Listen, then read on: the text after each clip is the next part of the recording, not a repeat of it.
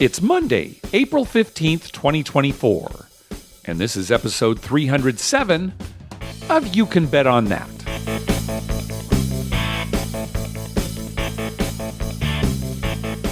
Hi, everybody. Welcome to You Can Bet on That, a podcast for the recreational gambler. I'm Mark Duvall. And I'm Dr. Mike. Dr. Mike, do you have any gambling to report at all? I do not in the last couple of weeks, other than I played some lottery tickets. And no luck on that. Oh. So, yeah, nothing really new in the last 2 weeks. Yeah, nothing really for me either. You know, I am getting some really good offers from Hamul just from that one time that you and I played there for a couple hours. Wow. I mean, really good ones. Your brother has talked about how they give away quite a lot of stuff. I don't know. You being so far away, have you gotten any mailers or anything? No, I haven't received anything from them. Yeah. And maybe, they're just trying to market to locals right now, which makes sense since they don't have a hotel yet. Right. So they probably look at your address and look at, how often you've played recently and just thought, well, it's not worth it. I guess that makes sense. He was just in town. Yeah. So, why waste the postage? So I'm going to start to take advantage of it. It's way closer to us than Harrah's. You and I have to get out there in 15 minutes. Oh, yeah. It doesn't take time at all. And, Harrah's is at least an hour up there and an hour back.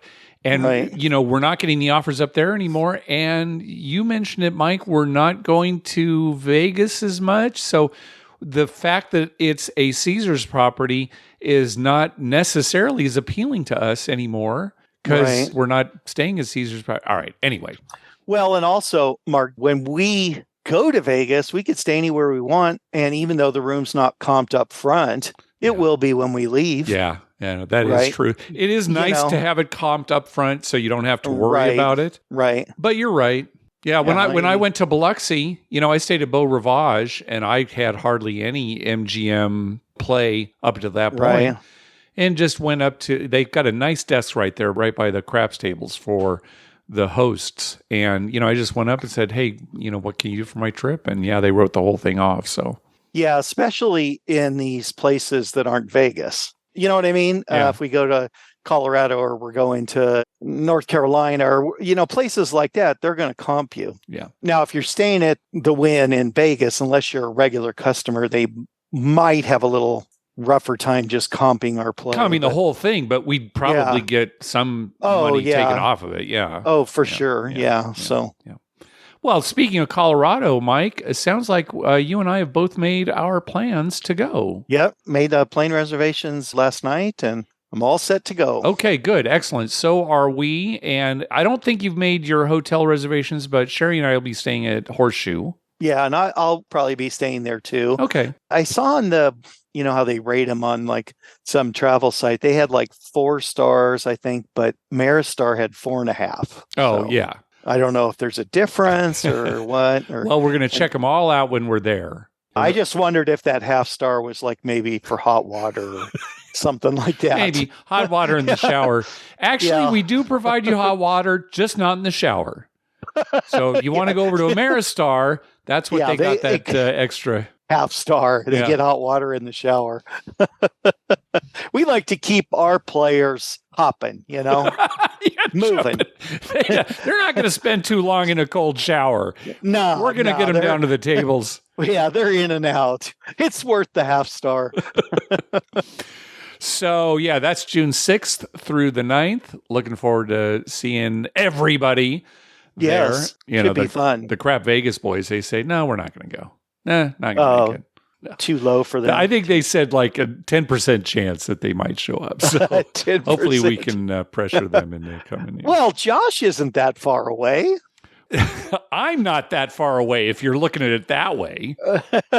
I guess I'm not either because it's only a 2-hour plane flight. Yeah, so I think you're closer. It's like 2.5 hours for us. We were honestly thinking about driving.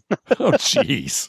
It's like 12.5 hours. I told Lynn, I said, we'll leave the day before and drive halfway. And then, but you know what? What? And I thought about it and gas would be like twice as much as the plane. You found a good rate for Southwest? Oh yeah. $100 round trip for each of us. So $200 for both of us to fly on Southwest. Round trip. To Denver. Yeah. Round trip. Is it nonstop? nonstop. Oh, there you go, Mike. Like $196, I think, total for the two of us. And I'm like, Lynn, $100 in gas, that's only going to get us like 500 miles or something. So we'd spend more on gas than we would. So, of course, we're flying. Hey, it's worth not driving for 12 hours. Come on. Well, driving there's one thing, but remember, think about driving home. If you lost too, it'd be a long drive home. But it's kind of nice. We stop along the way and see stuff and things like that. All right, next time. Yep, next time. Well, you and I were invited onto the On the Wrong Lead YouTube channel by host Josh. So we talked to him about horse racing for maybe about an hour. I'll post a link to the YouTube channel for that. Yeah, it kind of got me thinking about horse racing again, and I haven't been in a long time. I know almost all of the poker gang go out to Del Mar at least a couple times during the meet. And I think we're about 100 days away from the next meet at Del Mar. So, I may go out with them and just kind of socialize more than anything else. Yeah, it's kind of fun to head out there for a day. And, one of the things about Del Mar that's great, or horse racing in general, you can go with $20. Yeah. If you want, and bet $2 a race. Just say, okay, all I'm going to do is bet somebody to win every race. And and just watch the horses and hang out. It's different. It's a different experience. There are probably some listeners who are thinking, oh my gosh, I'd go crazy. And we hear you. It's not really how can I put this? Of course, it is a gambling trip, but I don't think of it as a gambling trip. I think of it more as a socializing trip. Right, like entertainment. Because you're sitting around, there's so much downtime. Yeah, you can be studying the racing form and what have you, but it's like you said, you could just bring $20. Now, if you're really considering it a gambling trip, well, then maybe you're scheming the whole time, and looking over the racing form and figuring out, how many ways am I going to bet on the pick 8, right? Right, or you're betting trifectas every race. Yeah, you're trying to... A bunch of different bets, Well, it's a big social thing. So, if you're going on a Saturday or something, it's a good way to spend a Saturday afternoon or a Sunday afternoon. I know our friend Paul used to take off work on Wednesdays, and every Wednesday him and his buddies would go, but I don't know that I'd want to just miss work or something. I think I'd go on a Saturday or Sunday afternoon, hang out for a few races and have fun. Although I don't know what it's like now, but I assume that food prices and drink prices there are pretty steep. Yeah, I haven't been in a while too. I think you're right. I think it is pretty steep, but I got to say, Mike, you don't want to take off work to go gambling? That doesn't sound like you, my friend. Not gambling, not to the racetrack. Okay, because I kind of said it wasn't gambling. Okay, so you're willing to take off work if it means actually... We're going out to a casino. That is work, Mark. All right, all right. Sorry to question you, Dr. Mike. You're absolutely right. I heard from our friend Gary, who went to a Padre game the other night when they were playing the Cubs. Yeah. It was the game where the Cubs beat the Padres pretty bad. And he went to school in Chicago, so he was rooting for both. Okay. So he said, the game was okay. I didn't really care who won, but boy, was I disappointed in the price of things. $17 for a beer. Yeah. $12 for a hot dog, he said, and $5 for a bottle of water for his wife. Yeah. I was like, oh my God. Yeah. It's really too bad that, a family of 4 can't go to the Major League Baseball game without spending at least $100. I mean, when you're talking about, maybe that's just seats, right? That's not even seats, Mark. I mean, if you want to get decent seats, you're over 100 right there. And then, if you have like a 10-year-old kid that, really is into baseball or something, you want to give them good seats and you want to have the whole experience, get a hot dog and some peanuts and some Coke or, whatever. It's just way unaffordable. In my day, crazy. You could pay 25 cents and sit in the bleachers and blah, blah. All right. Let's stop before we get out of hand right here. All right, Mike, well, have you got any other gambling for us before we move on? No, none that I can think of. All right. Well, that means thanks to everyone who's been clicking through our Amazon link. Remember, whenever you're going to buy something through Amazon, please go to our page first. You can bet on that.com and click through our Amazon link towards the top of the page. All right. That means it's voicemail time. First up is Kevin. Hi, guys. Kevin from Madison. It's been a while since I've called in. I wanted to give a trip report, provide some sports betting failures, and offer a quick, infallible rule for craps. The wife and I went to Bally's Quad Cities a few weeks ago. It's on the Illinois side of the river. I seriously love this place if you want to go gamble. They've got slots of all kinds, all the hot table games, a bar in the middle of the casino, live music, and space to meander, unlike some spaces in Vegas where you're almost standing on top of each other because machines and table games are packed in so tightly. They also give a ton of free play and have free gifts almost every week, even for low rollers like me. There's a hotel on site with all the cool amenities like a pool, patio, buffet, and sports bar, and even a grab-and-go place to catch some snacks. There's also a sports book that just opened, and traditional for Illinois, if you get a ticket when you bet on the game, it's about the size of a Walmart receipt with warnings, disclaimers, rules, and help numbers for problem gamblers. Although fun, it's hardly a ticket. Well, that leads me to my sports betting. I bought a service this year for the tournament. There are so many teams, it's impossible for me to know who's going to win between Middle Seattle Tech and Turkey Turd Ridge University. I thought it was money well spent. Well, first weekend, on Thursday, the guy goes 0-6. Friday, he's 2-5. By Saturday, I'm out of money. Then the guy goes 7-0. His bets are still doing well, too, probably to the tune of about 6-3 since then. Anyway, onto the craps table. I invited Dr. Mike down to Diamond Joe Dubuque, but it was short notice, so sadly we didn't connect. I played for about 3 hours on a $200 bankroll. I was pretty proud of that. Guys and women were averaging about 8 to 9 rolls apiece. It was so fun. People calling for taco trucks, guys holding hands, wishing for their numbers, and dealers leveling shame on a newbie who wanted to play Big 6 and Big 8. I went full tilt on the end, putting $80 on a field bet. Whoops, game over. That takes me to the infallible rule that I've been abiding by for years. Always go dark side on a guy who turns his baseball cap around when he's rolling. I got 2 PSOs from the same guy on this trip alone. Thanks for the shows. Hope to see you guys soon on the felt.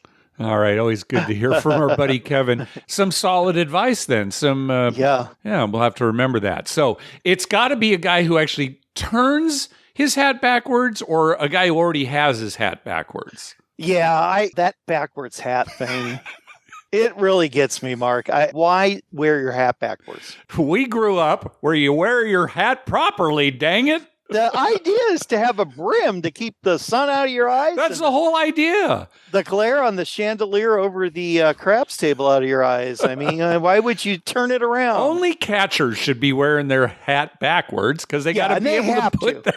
They have a reason, right? Well, anyway, good. Thanks for the advice, Kevin. I like when they turn their hat backwards and then they go to eat or something. They take their hat off and there's the imprint on their forehead of the band. That could be pretty bad. I've seen that before. Our friend David, who is part of our poker night, I also work with him. And his Zoom picture, he's obviously been on a hike or a bike ride. He was a big bike rider, still is. And you can see that imprint on his forehead on the picture that everybody in the Zoom meeting sees. They're probably all wondering, oh, that poor guy's got some kind of facial deformity. Hope you're listening, David. All right. Next call. Hey, guys. It's Nathan from Sacramento.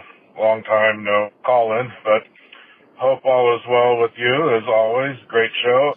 Just listened to the most recent episode and had a quick comment on the caller who calls about the craps in California, with the shoot to win versus the roll to win. And this might not be the most interesting fact because it's dated, but over 20 years ago, we had the 2 big casinos. Back then it was Thunder Valley and Cache Creek, and they both had the roulette machines that had the actual ball. And I know everywhere has them now, but back then, those were kind of new. My dad, he was a craps player most of his life, but as he got older, somehow he transitioned to roulette when they put that machine in at Thunder Valley, and he literally played every day, and he had so much fun with it. He had all his friends there, and it was just a big thing to him. Well, anyway, we went to Cache Creek, and they were taking out the machine. Again, this is 20 years ago. And we asked, what's going on? They said, this game has been deemed illegal in California because it has an actual ball.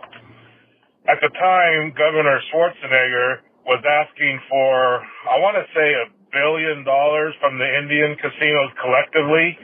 And it turns out, and this is what I was told by our host back then, so I don't have any written proof or anything, but basically it wasn't going to affect Thunder Valley. They were going to get to keep their machine because they contributed to Governor Schwarzenegger's fund, where Cash Creek at the time did not. So my point of the story is, it seems like even though there's these rules in place, money can kind of shift the law around. Anyhow, hope you guys are doing well again. Take it easy. Bye-bye. All right. Thanks, Nathan. Yeah, just like Nathan, I didn't bother to go back and verify any of these figures or the story or any of that.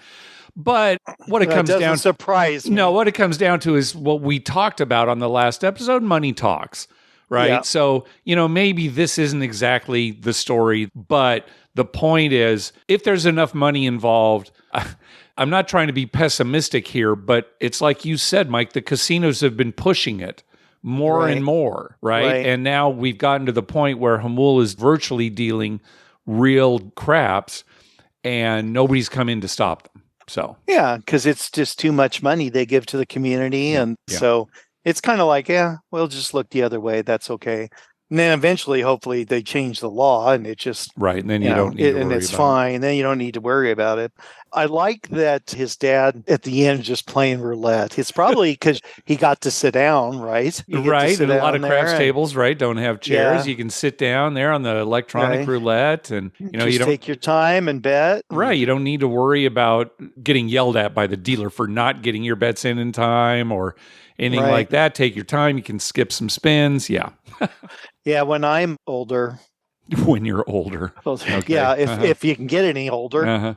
I'm just going to walk around the casino and then stop by a roulette machine or even a live roulette table and just, mumble to myself, oh my God, why did she bet that?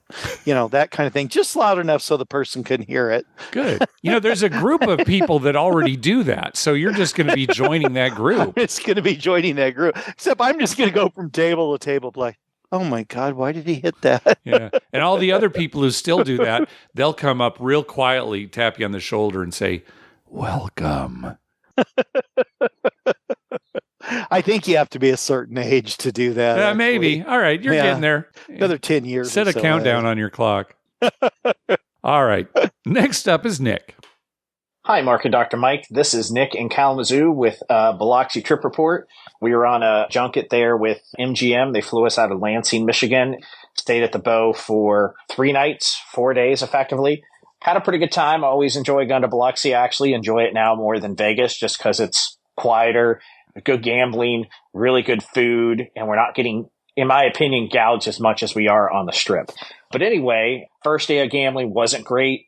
The second day I played in a poker tournament at the Bow, and it was a turbo tournament. And man, that goes so fast that if you don't get some hands early or in the middle and really make some bets, you get blinded out really quickly. I went all in with Ace King because I was running out of blinds and lost, but that is what it is. The big highlight that we had that day is we went over afterwards to Hard Rock, $10 table for craps. I got the dice. I buy in for $300 on a $10 table. I'm not spending a lot of money. Place the 6 and the 8. Pass line, single odds. So I have $44 on the table. And then I'm pressing a unit every hit until I get to, maybe 30 on the 6 and 8, and I'll go to 60, 90, whatever. I had a roll. Eventually I had my 8 up to 240. I had all the numbers covered. I mean, it was a monster. And I said, as soon as those dice hit the back roll and it was a 7, I said, I'm coloring up. And the pit's like, I would do the same thing. Hit and run, hit and run. I made my $1,000 on the roll. I was putting the dealers up in the hard way with me. It went really well, and I had fun. We played a lot of Pai Gow, especially at the Palace, and didn't hit anything big, but we played quite a bit, drank, had a good time, really good food. I did have 2 fairly bad experiences playing craps in the same day, and I don't usually. I try to ignore most people at the table. I'm not superstitious. I'm just there to have a good time. But this guy was there. He walks up to the table with his wife. He's playing. He's telling him he's a YouTuber. He knows the rules. He's really good at what he does. It's taken him 2 minutes to set the dice. Like, you couldn't figure out that the two sides add up to 7. He would stop. He would ask what he has money on, yada, yada, yada. And I mean, it had to be taking 2 minutes to roll. Everybody was just like, what are you doing, man? Come on. And I just turned my bets off, and then I took him down because, it's fine. Do what you want to do, but I didn't want to deal with it. An hour or so later, I came back and he was still there. I went to the other side of the table, joking with the dealers, and they were like, yeah, this guy knows a lot about craps, but he knows nothing. And I was playing the dark side against him, really just out of spite. I don't like playing the dark side, but eventually he lost his money and he left. The dealers are very happy he was gone. And then not more than an hour or so later, this older couple, 60s, maybe 70s, came out to the table, talking a lot, criticizing what's going on at the table, right? Like, I'm only going to bet on us. I don't trust any of these other people. Look at how they're throwing the dice. I had the dice and they were right beside me, and I almost hit the all tall small. I don't remember what I missed, but she's like, see, I told you we should have bet on this guy. We should have put something on the ETS. I think I hit 4 or 5 points. And I was like, no, you didn't. You were saying the whole time. And then he had a 0.7 out, and then she did almost hit the ATS, but she didn't. And then she complained that she threw the dice too hard, and that's why she got a 7. And I just didn't want to deal with that stuff anymore. And I looked at the dealer that had been there and I was like, yeah, I'm done, calling me up, and walked away. So I don't know if you had any of those really bad experiences, or do you leave the table if there are people that you just can't stand? Do you grin and bear it and let it go? The only other thing I would say is the last night we were at the Bow, man, we played on a $15 table and it was ice cold. I don't believe in ice cold tables, but man, we went at least a whole rotation where nobody hit a point. And I started betting the dark side, and like I said, I don't like doing it, but I made all my money back and then some, and decided it was time to go because I knew eventually there'd be a roll coming. Again, pretty good trip. We did okay. Some people drove me nuts. Had some good food. Not so bad. Thanks, guys. Appreciate it. Have a good day. Bye-bye. All right. Thanks, Nick. I don't know about you, Dr. Mike, but if it's available for me to leave the table to avoid an annoying person, I will. And what I mean by that is there another table I can go to? Is there another casino right next door that I can go to? Right. If it's not too big a chore. I mean, if you have to color up and drive a couple miles to another casino, it's not really worth it, right? Right. And it depends on how annoying the person is, too. Right. Yeah. If it's somebody like that first guy, the YouTuber, okay, yeah, he's annoying, but he's not really being a jerk. He's maybe just full of hot air, right? Right. Right. So yeah, he's the kind of guy you could just sit there and make fun of the whole time. And kind of laugh. And I like how Nick said he bet the dark side against him out of spite. Spite, yeah. That's a good reason to bet the dark side. Very good reason. Well, I think the moral of the story, Nick, is that whether it's young people or older people, people are people, right? And what were you going to say? People are, and then a bunch of adjectives went through your head, and then you just decided, and I just settled people. For people. That speaks for itself. Keep it clean.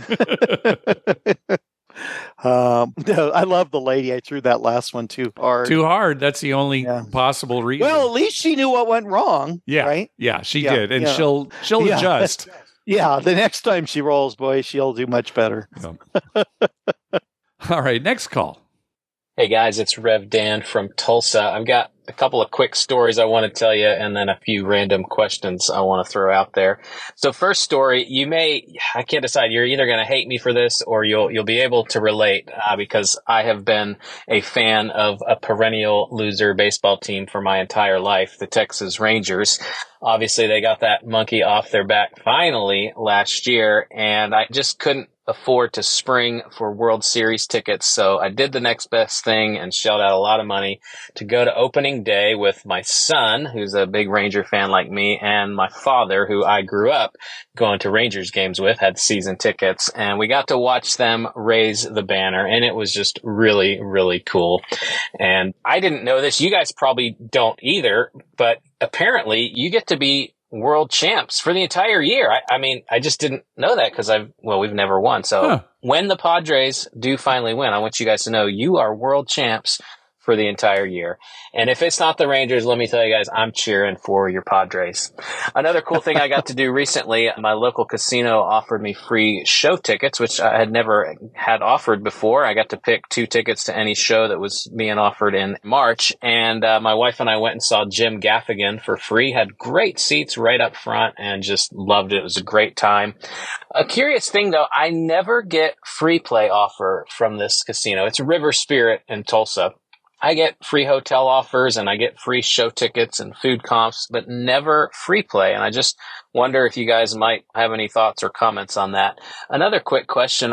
When I get some of those offers, it says call this number or call your host, but I've never been told that I have a host. I don't know anything about whether I do or don't. So does that mean I have a host if the thing is saying call your host? And if so, how would I find out who my host is and how to get in touch with that person?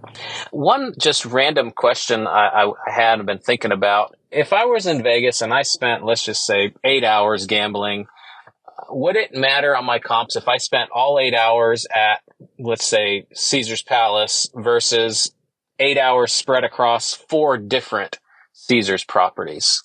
You know, betting the same amount, same total time, but it's either all at one Caesar's property or it's spread across 4 Caesar's properties. Just curious how that would impact potential comps and rating. Guys, thanks so much for the show. You're doing a fantastic job. Keep it up. All right. Thanks, Dan.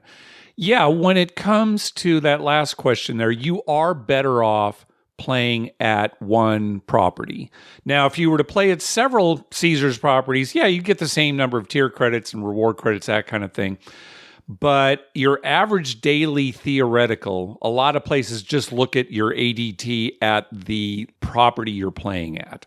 So the offers you get will probably be better if you just stuck with one casino. Right, because even though they're owned by the same company, they all kind of act as independent. Boyd does that here. I go to Diamond Joe Dubuque, and it's totally independent from Diamond Joe Worth, even though, you know, they're not that far apart. They act independently. Yeah, and Dan was using Caesars as an example for his question. But yeah, if you're talking about all these different properties, MGM, Boyd, et cetera, yes, you are better off just sticking at one location and playing. Getting back to hosts, yeah, if a host has not contacted you directly, you probably don't have a host. Now, on the mailers that you're getting, you know, contact your host, well, that's probably just printed on everybody's. Yeah, well, for the people who contact do have the hosts. casino or contact your host. And, you know, having a host, I kind of defer to the Crap Vegas guys because I think they know a lot more about hosts than we do. Now, since I've been playing so much less, I'm not hostable anymore.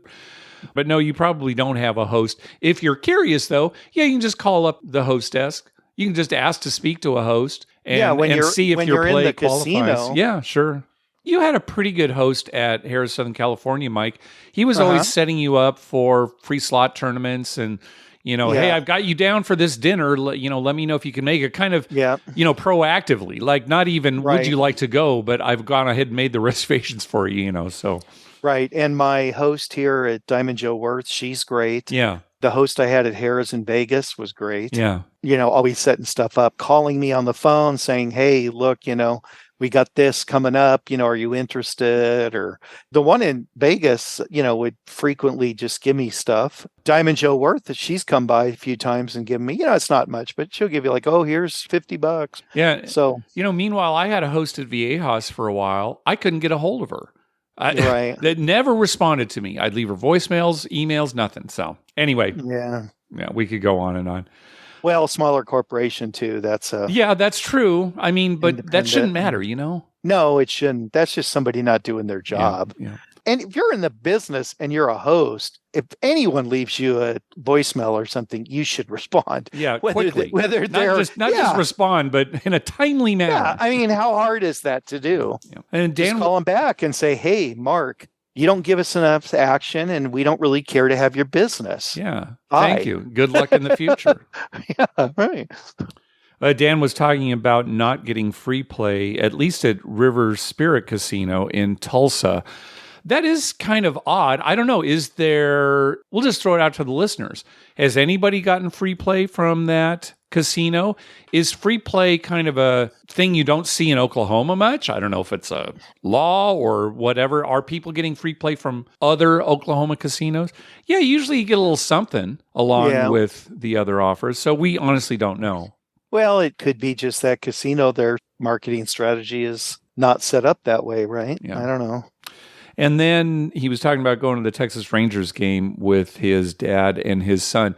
Yeah, he sent us a picture of it, just a great picture there. I remember I was able to go with my dad and grandfather. Oh gosh, this must have been 35 years ago, but it's nice to have the three generations there and be able to go. Yeah. What I didn't like was when Dan said, when the Padres do finally win, like he's just shoving it in our face, because we know they're not going to finally win. Finally win. That's never happening until I'm dead, Mark.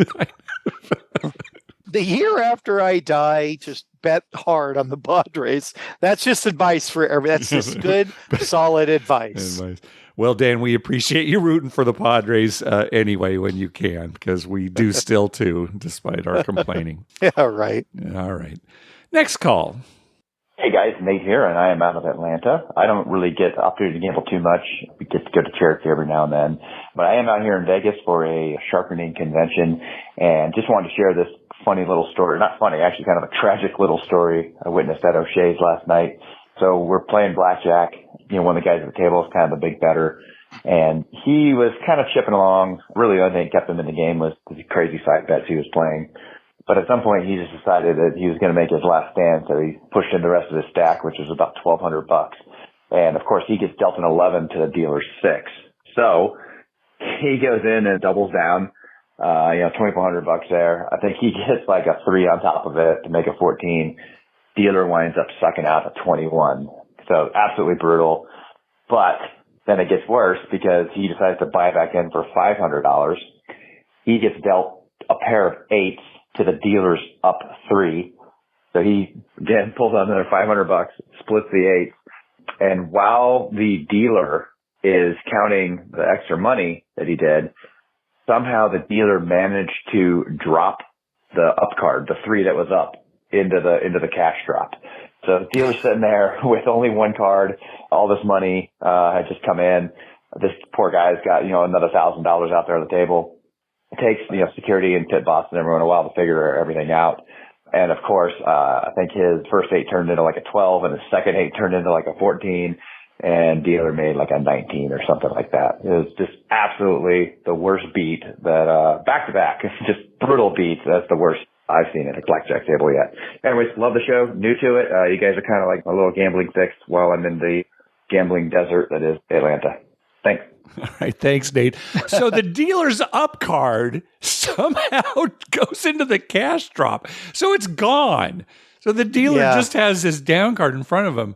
Boy, I'll tell you, if I had been that high roller, I probably would have pushed for no hand. This definitely. is right, because definitely splitting 8s is the right move, but we've talked about it. It's a defensive move. It's so that you will lose less in the long run, right? It's still a bad hand. I can just see. So I guess they came over and the pit said, okay, everybody agrees the dealer had a 3 showing, so we're just going to play out the hand. I mean, I can see the casino's point as well. But from a customer service point, just say, hey, the dealer made a mistake. Let's call this hand dead and move on. Right. And then everyone would have been happy, I think. Maybe. Now, who knows? The player might have wanted to continue. Thinking, okay, up against a 3. Now, again, that probably is positive EV. I want to be clear to all those people who are maybe APs or math people that, against a 3, okay, splitting 8s might actually be a winning move as opposed to losing less in the long run. But still, I'd be pretty nervous there. Yeah, that's one thing you always got to keep in mind at a blackjack table is when you're putting all your money on the line, you might be presented with a double down or a split situation, and then what do you do? Right. That's why you got to keep a little in reserve, Mark. Yeah, more than a little. In all your pockets. Just have a little bit of money in every pocket you can pull out at the last second.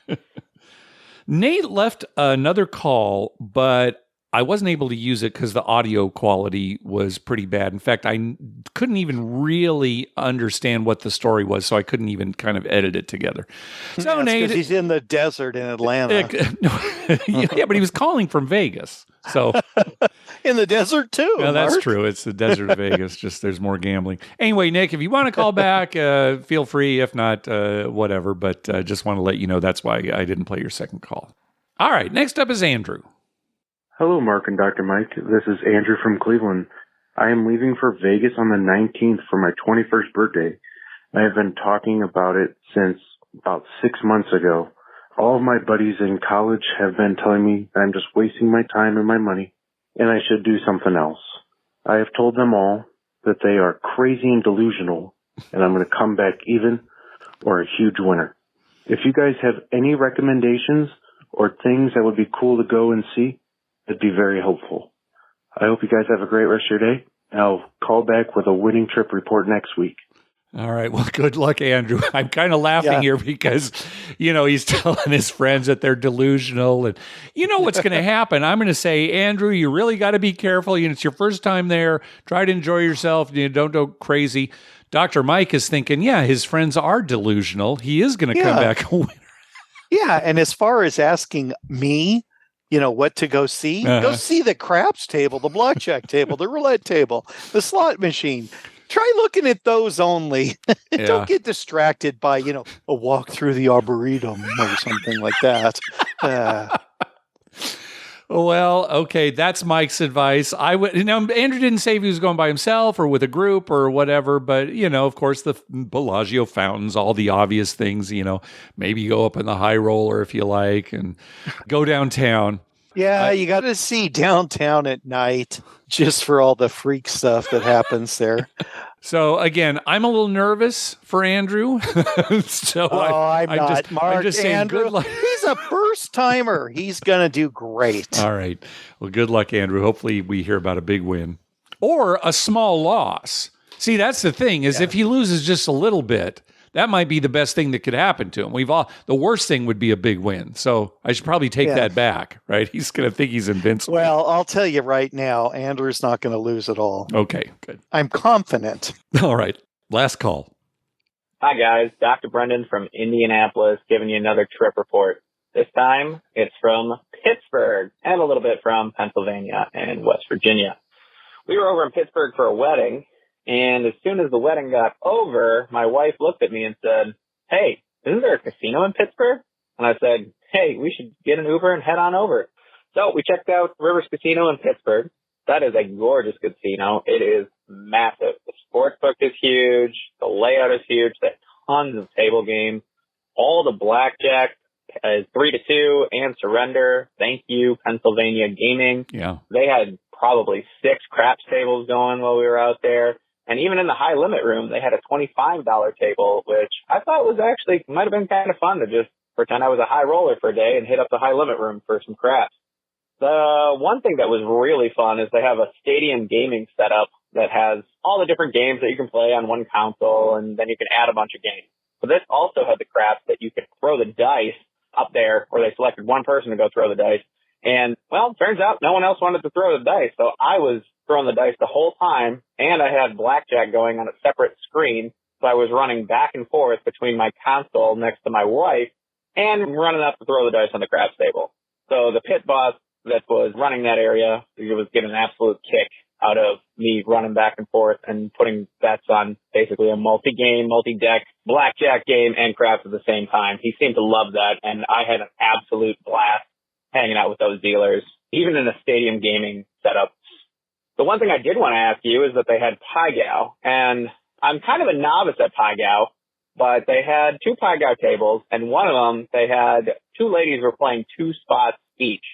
And when I walked up, I was like, "Hey, can I sit here and play as well?" And they both looked at me like I was freaking crazy, and the dealer didn't even seem to care at all. He was like, "Nope, you can't. They're playing 2 spots, 2 hands." I'm like, "Well, all right, I guess I'll wait."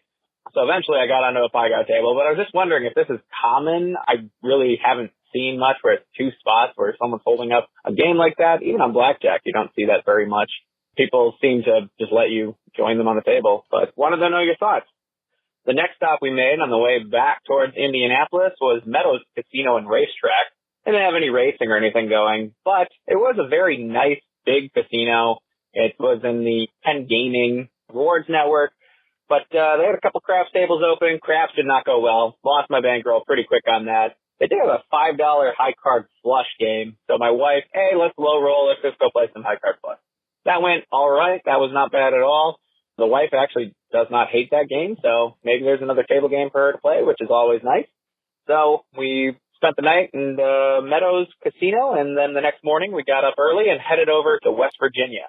There's a casino there that Tim Lawson had mentioned probably 4 years ago now that he enjoyed, and it was Wheeling Island. The fact that we were in the middle of nowhere, West Virginia, but I knew that casino name, I was like, okay, we got to stop in and check this out. And I am so glad we did. I don't know if there's some laws there that they can't have video poker or something, but there was no video poker whatsoever. But the shining star in West Virginia was a $5 craps table. There was basically no one there. It was me and one other gentleman throwing back and forth. But that $5 game was an absolute blast. The dealers were amazing. They were so appreciative of tipping. And, oh, man, this guy just went on an absolute heater, hitting points, hitting numbers. He hit 4s and 10s like crazy. I could only imagine that if I was playing in that high limit room at $25, how much I would have made. In this case, I just tripled my bankroll, and we decided to hit the road and leave West Virginia and head home. Thank you, guys. We love the show. I just want to give a shout out to my wife. Of course, she's amazing because she looked at me after a wedding and said, let's go gamble. And I love her for that. Thank you, guys. Have a good one. Yeah, congratulations. Yeah, sounds like he got a good one. Yeah, a $25 craps table in a high limit area, that would be great. Get all the nice drinks and all that attention and everything. Yeah. Well, we've had that. I've had that before in Indiana. Yeah, that was before the pandemic and all the limits kind of went up. You know, usually at a high limit craps table now, you're seeing it's at like least $100 50 and more like 100. Yeah. So yeah. If you could do that, that's so nice.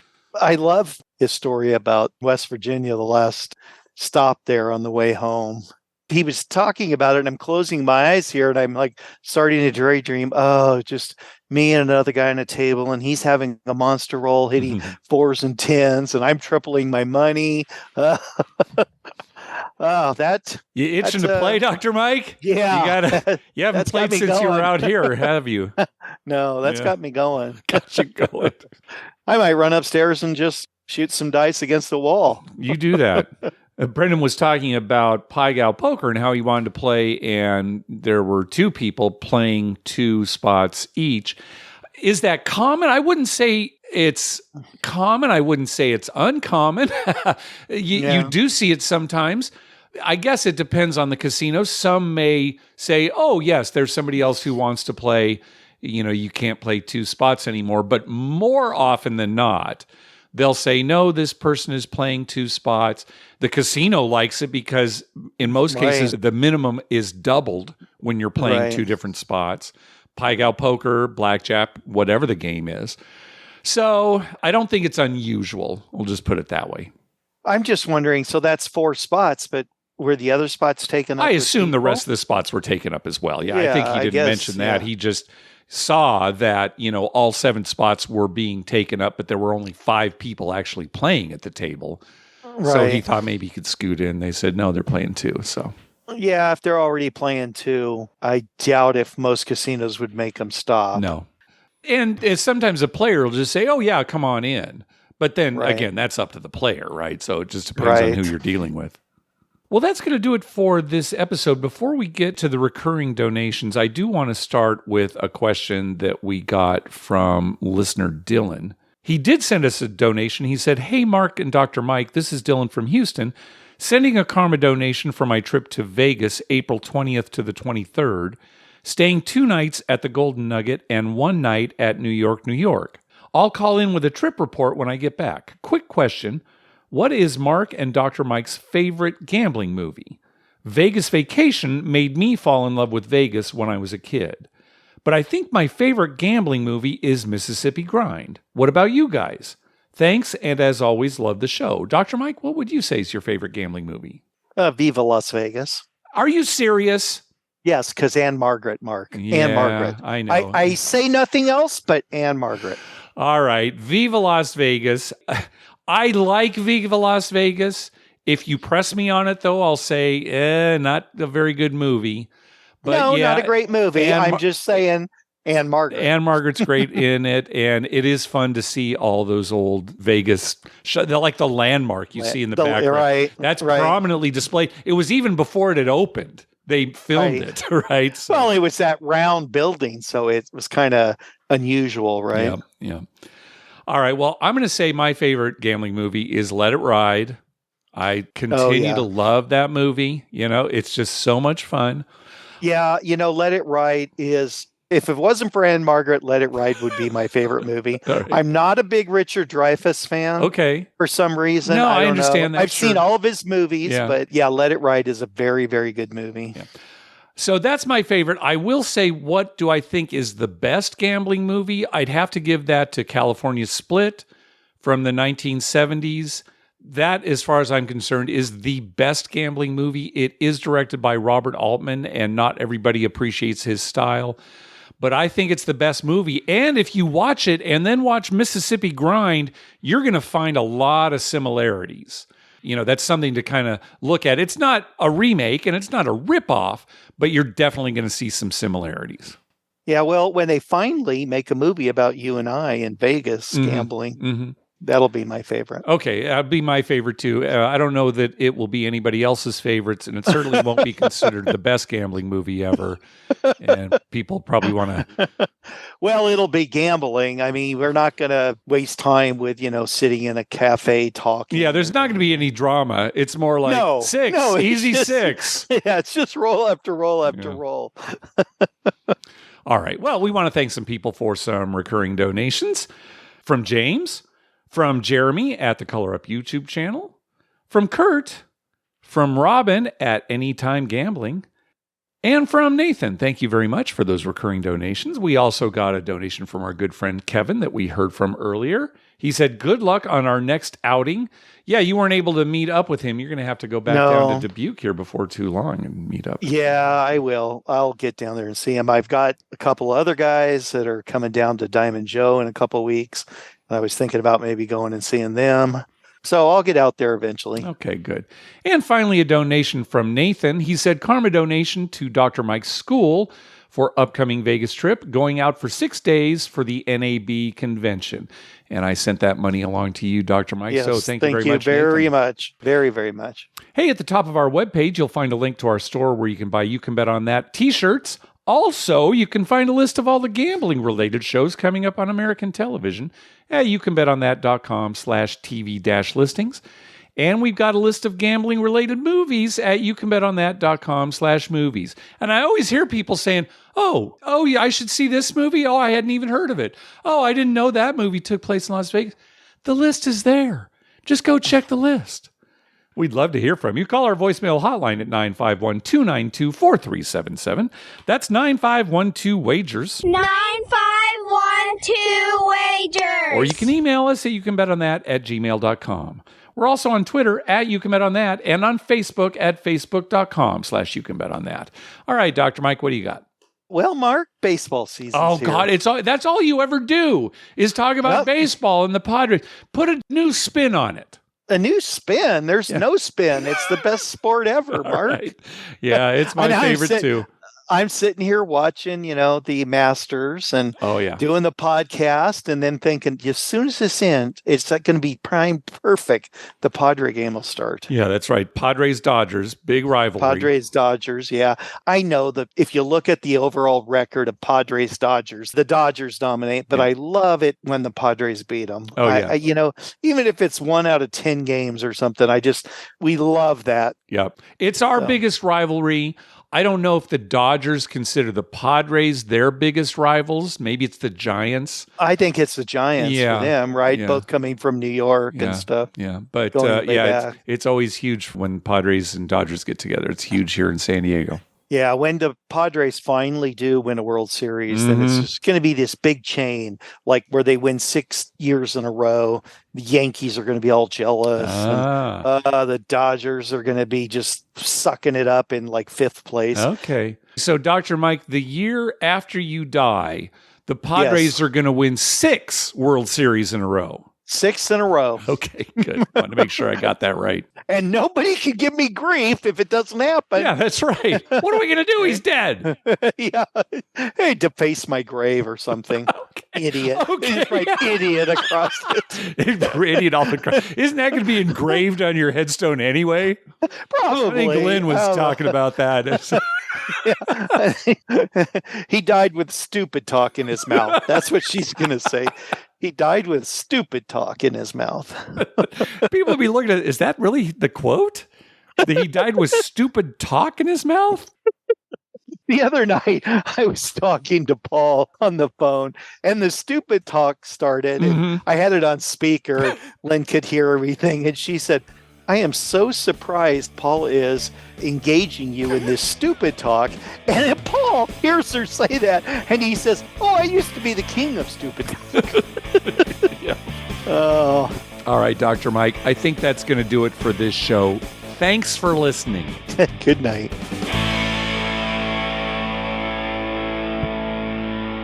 Oh, Adam, the installation guys called. They can meet you at 9 tomorrow.